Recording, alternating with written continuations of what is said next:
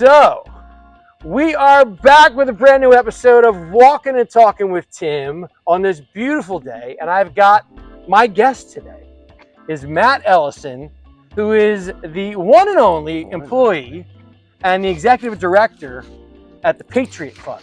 One of a kind. Which is near and dear to a whole lot of people, including myself. And I met Matt through Rob Curley and basically through Rob, right? Sure, yeah. And look, you guys do some pretty amazing stuff. So, Matt, tell everybody basically, in a nutshell, what the Patriot Fund is all about. What's your mission? So the Patriot Fund exists to fund other nonprofit organizations that are helping in the veteran space. There's a lot of veterans that struggle in the day-to-day, and there's a lot of fabulous organizations that are out there that can help. Unfortunately, there's also a lot of organizations out there that don't help maybe as effectively as donors might hope. And the Patriot Fund kicks the tires and does a heavy vetting process on the organizations that are out there.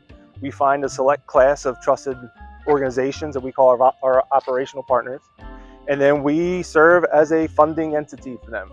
We raise money throughout the year at these fantastic events, raise awareness about the issue and the people that are out there helping. And we motivate and inspire our donors to help and support. And God bless them, we've been able to touch the lives of about 30,000 veterans in our 10-year existence, granted about $5 million in funds to these organizations. And we're saving lives. And I love what I do. So listen, you told me that, you've done a lot of stuff, right? So I'm going to run through the gamut real quick. You're a West Effort guy. Yeah. When I grew up in National Park, so we were like literally neighbors. Mm-hmm. You were on St. Matt's Drive down there, and I was on Simpson Ave. Like, we were probably a quarter of a mile apart. And Colonial Conference rivals.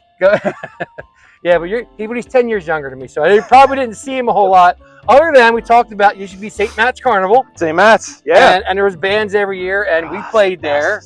And it's unquestionable to us that you were surely there. Oh, no doubt. When my band was playing, which is just kind of hysterical to think about, right? But look, you said that you went to West Effort High School. You played some soccer. Played some ball, yeah. Played some ball. You said you went to Widener for physical therapy. Mm-hmm. And then you had a whole myriad of jobs, right? in physical therapy and in different places. Yeah. So talk a little bit about that the journey through physical therapy into that turning point that put you where you are today. Yeah. So my professional career took some twists and turns. Looking back now, never in a million years would I think that I'd be leading a nonprofit dedicated to supporting veterans. But things happen in odd ways, and for me, I've been blessed. They've worked out in great ways, and I love what I do today. But yeah, started as a physical therapist.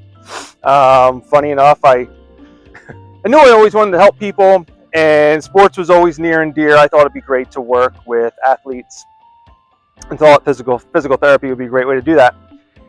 I was in my last rotation in Widener, and I took the opportunity to learn at Voorhees Pediatric Facility. And I went there for my first day, and I saw just so much illness and just awful diseases and accidents that shouldn't happen. Yeah. Right. And I was immediately struck with just a heavy heart, and I thought, man, I'm not going to be able to do this. I'm not going to be able to do today. I'm not going to make it to the end of the day today, let alone the end of this week, let alone the end of the next 8 weeks for my rotation. And, somehow I got through that first day, and then over the next few weeks, I really settled in and realized that I was in really a blessed position to be able to help people that were less fortunate. Right. And they offered me a position before I left. And I ended up working there for 5 years, and I absolutely loved it. Yeah. That was your first turning point. That day. Oh yeah. That was the first moment where this is it. Oh yeah. Oh, I loved it there. Yeah. I still have very vivid dreams, usually about once a month that I'm there and working, and I love it. Wow. But I'm 6'5", and there is the only guy makes me look short. There are some developmentally delayed kids there. So, right. Imagine being 6'5" and trying to posture a 12-year-old to sit, that is learning to sit like an infant learns to sit. Yeah. That's a lot of work. That's a lot of bending and twisting in a 6'5" frame. So I was in my mid-20s and going home sore, and I thought to myself, man, I can't do this until I retire. You know, I gotta figure out how I'm going to navigate this physical therapy world. And just started seeking every administrative opportunity I could get my hands on over there. Yeah. And started to build a little bit of an administrative resume. And next thing you know, I got a kid coming. My wife and I had just gotten married, and she's pregnant, and we're going to have a kid. And while I loved it at Voorhees, there was some physical concerns about working there forever. It was a long hike up and down 295 at times, you know. So there was an opportunity around the corner to work in geriatrics. Yep. They were hiring an assistant director of rehab position. And I thought, all right, well, this gets me behind the desk. This really helps to start building my resume. Closer to home. Closer to home, saved me a whole lot of time. So I applied, I went and I interviewed, and the woman that sat and spoke with me saw a lot of potential in me. And she said, you know, you don't really have the background as a director of rehab. She says, but I don't know. I fit what the resume was looking exactly right. Her exact words were, your resume doesn't scream director of rehab. Yeah. But, you know, she saw something and was willing to take a risk with me and invest some time to kind of show me the ropes and everything. And she harpooned you in. She did. And I'm glad she did, because it was a very rewarding career to serve as a director of rehab at a skilled nursing long-term care facility. And I had done that for about 20 years. A couple of different facilities, a few different ownership groups. Yep. In Washington Township, it was Kennedy, and then it was Jefferson. Yeah. And then after the pandemic, Jefferson sold the skilled nursing long-term care facility where I was working, and it was moving to a for-profit owner. And I just anticipated some changes in the care structure that weren't going to sit real well, you know. And I had a lot of pride in the care that we delivered in that building. And I thought to myself, man, if things kind of go south here like I think they might, I'm not going to be real happy here. And I don't think I'm going to be able to last very long. So I put my resume out there, and I put it out there. Yeah. I didn't want to pigeonhole myself into healthcare. Yeah. So I looked for opportunities in any industry where I thought my skill set might serve well. And boom. Boom. I got a call one day. AccuStaffing. Elaine Dam is on her board. She has AccuStaffing. And she recounted a story very similar to what I experienced 20 years earlier when I stepped into the director of rehab role. She had got my resume along with a very glowing review, right, which I'm very thankful for today.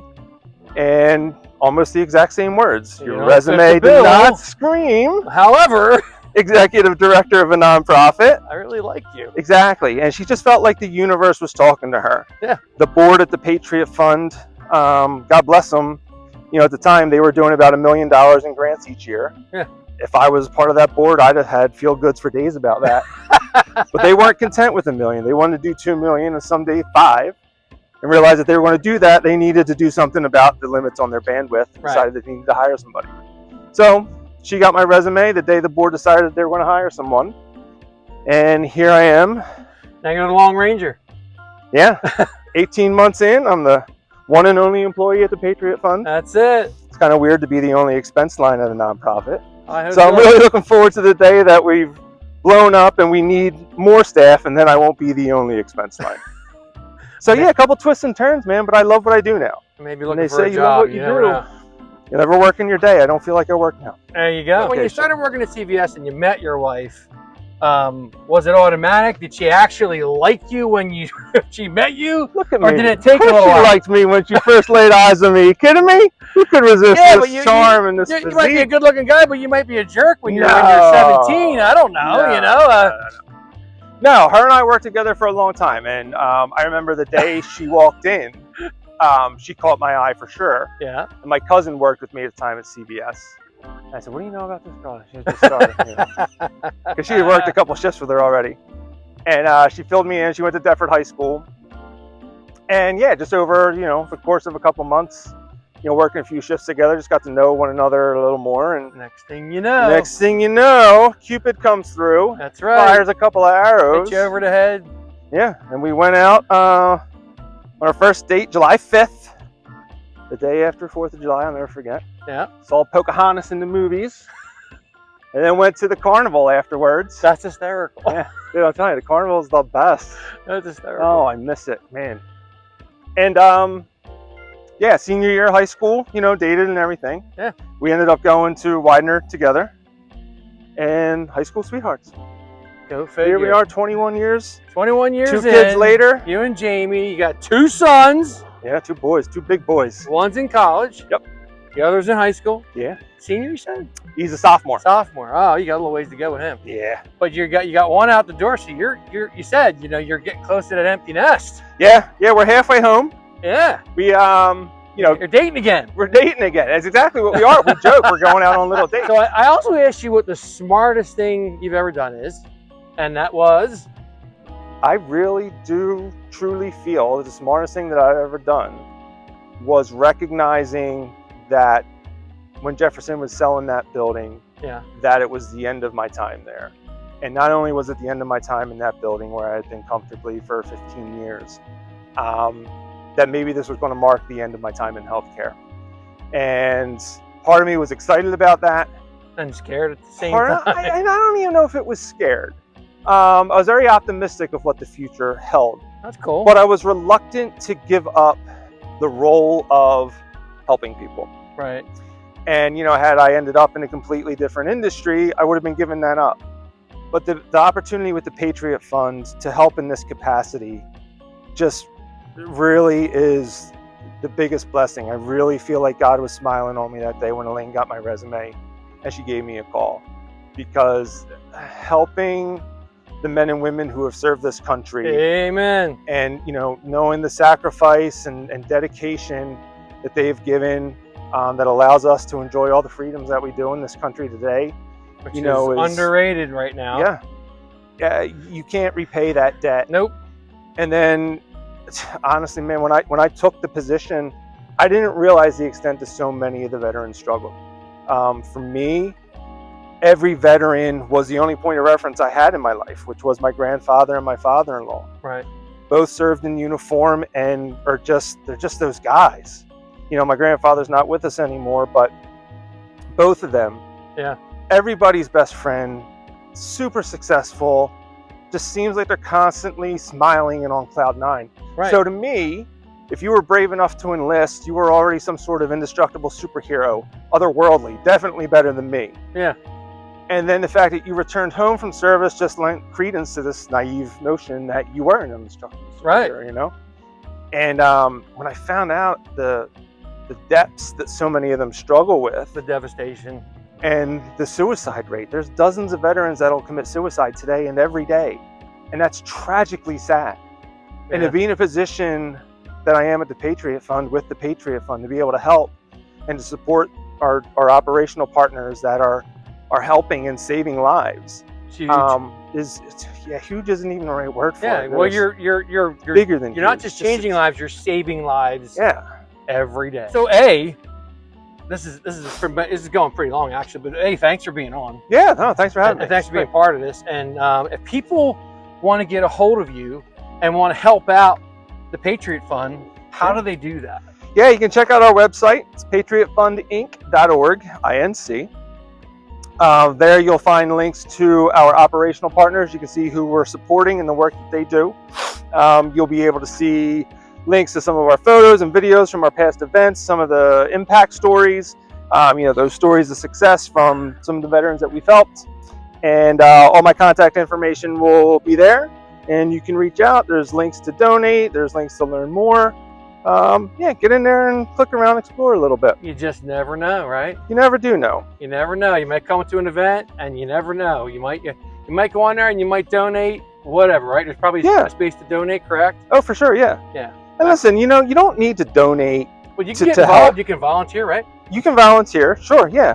But I mean, it also doesn't need to be some grand gesture. I mean, just be a good citizen in the community. You know, a veteran that lives on your block, just check in every now and again. Just wave, just make them feel like they're present and seen. A lot of people struggle with it, man, and it doesn't take some grand act to really make a difference. Just be a good person. I like that a lot, actually. And on that note, thanks for being on. Thank you guys for watching. Keep on watching, keep on moving. Follow me on Facebook, Instagram, YouTube, LinkedIn, all that good stuff. And we will see you next time on Walkin' and Talkin' with Tim. Peace. See y'all.